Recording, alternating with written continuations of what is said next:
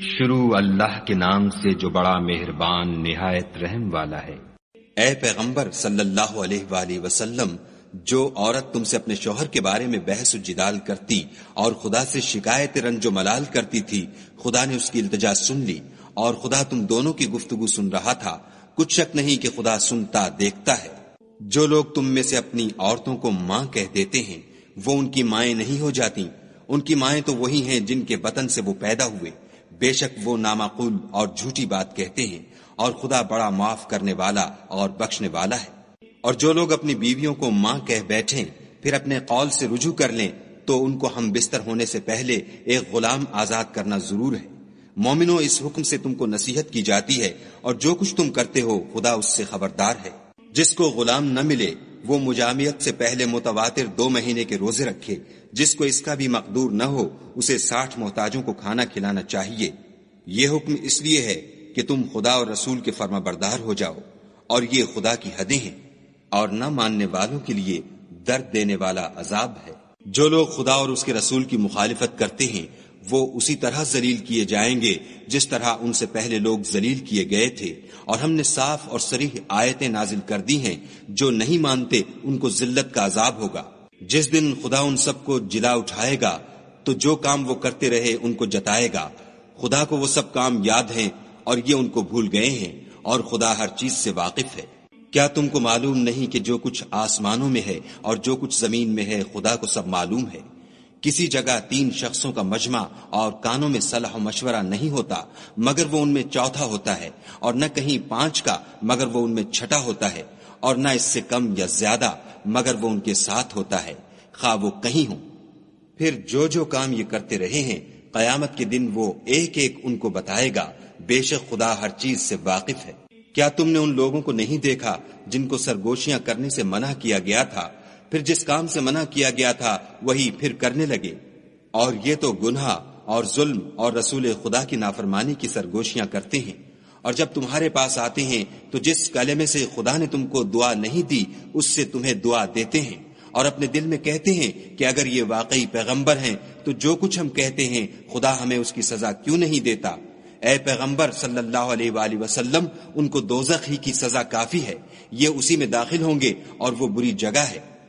مومنو، جب تم آپس میں سرگوشیاں کرنے لگو تو گناہ اور زیادتی اور پیغمبر کی نافرمانی کی باتیں نہ کرنا، بلکہ نیکوکاری اور پرہیزگاری کی باتیں کرنا، اور خدا سے جس کے سامنے جمع کیے جاؤ گے ڈرتے رہنا۔ کافروں کی سرگوشیاں تو شیطان کی حرکات سے ہیں، جو اس لیے کی جاتی ہیں کہ مومن ان سے غمناک ہوں، مگر خدا کے حکم کے سوا ان سے انہیں کچھ نقصان نہیں پہنچ سکتا۔ تو مومنوں کو چاہیے کہ خدا ہی پر بھروسہ رکھیں۔ مومنوں، جب تم سے کہا جائے کہ مجلس میں کھل کر بیٹھو تو کھل بیٹھا کرو، خدا تم کو کشادگی بخشے گا، اور جب کہا جائے کہ اٹھ کھڑے ہو تو اٹھ کھڑے ہوا کرو۔ جو لوگ تم میں سے ایمان لائے ہیں اور جن کو علم عطا کیا گیا ہے خدا ان کے درجے بلند کرے گا، اور خدا تمہارے سب کاموں سے واقف ہے۔ مومنو، جب تم پیغمبر کے کان میں کوئی بات کہو تو بات کہنے سے پہلے مساکین کو کچھ خیرات دے دیا کرو، یہ تمہارے لیے بہت بہتر اور پاکیزگی کی بات ہے، اور اگر خیرات تم کو میسر نہ آئے تو خدا بخشنے والا مہربان ہے۔ کیا تم اس سے کہ پیغمبر کے کان میں کوئی بات کہنے سے پہلے خیرات دیا کرو ڈر گئے؟ پھر جب تم نے ایسا نہ کیا اور خدا نے تمہیں معاف کر دیا تو نماز پڑھتے اور زکوٰۃ دیتے رہو، اور خدا اور اس کے رسول کی فرما برداری کرتے رہو، اور جو کچھ تم کرتے ہو خدا اس سے خبردار ہے۔ بھلا تم نے ان لوگوں کو نہیں دیکھا جو ایسوں سے دوستی کرتے ہیں جن پر خدا کا غضب ہوا؟ وہ نہ تم میں ہیں نہ ان میں، اور جان بوجھ کر جھوٹی باتوں پر قسمیں کھاتے ہیں۔ خدا نے ان کے لیے سخت عذاب تیار کر رکھا ہے، یہ جو کچھ کرتے ہیں یقیناً برا ہے۔ انہوں نے اپنی قسموں کو ڈھال بنا لیا اور لوگوں کو خدا کے رستے سے روک دیا ہے، سو ان کے لیے ذلت کا عذاب ہے۔ خدا کے عذاب کے سامنے نہ تو ان کا مال ہی کچھ کام آئے گا اور نہ اولاد ہی کچھ فائدہ دے گی۔ یہ لوگ اہل دوزخ ہیں، اس میں ہمیشہ جلتے رہیں گے۔ جس دن خدا ان سب کو جلا اٹھائے گا تو جس طرح تمہارے سامنے قسمیں کھاتے ہیں اسی طرح خدا کے سامنے قسمیں کھائیں گے، اور خیال کریں گے کہ ایسا کرنے سے کام لے نکلے ہیں۔ دیکھو یہ جھوٹے اور برسر غلط ہیں۔ شیطان نے ان کو قابو میں کر لیا ہے اور خدا کی یاد ان کو بھلا دی ہے۔ یہ جماعت شیطان کا لشکر ہے، اور سن رکھو کہ شیطان کا لشکر نقصان اٹھانے والا ہے۔ جو لوگ خدا اور اس کے رسول کی مخالفت کرتے ہیں وہ نہایت ذلیل ہوں گے۔